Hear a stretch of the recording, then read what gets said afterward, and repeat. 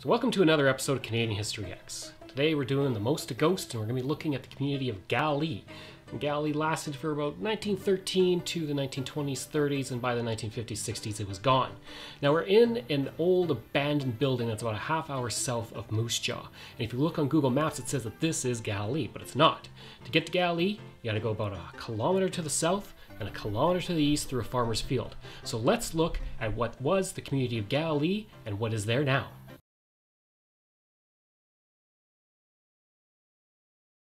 When you think of Galilee, you may be forgiven for not first thinking about the town that was once located south of Moose Jaw. After all, there is a much more famous Galilee out there.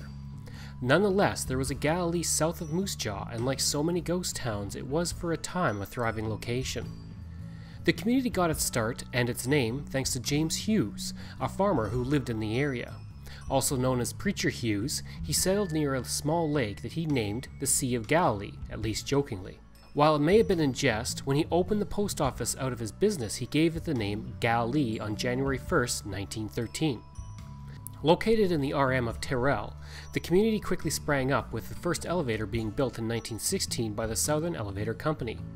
That elevator would go through several hands, including the Saskatchewan Wheat Pool, before it closed in 1959.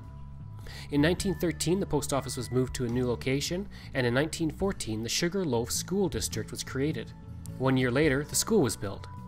The name of the district, which may seem odd, actually comes from a mountain in the harbor of Rio de Janeiro, which shares the name. With the railway, several elevators, and many shops, the community of Galilee thrived. By the 1920s, the community was doing extremely well and reached its peak. Unfortunately, as with many other communities in Saskatchewan during the Great Depression, people began to leave in the 1930s, and the decline of the community began. In 1956, the school officially closed, but would still be used for church services until the 1960s. The railway was eventually dug up in the 1980s, and today, very little of the community remains.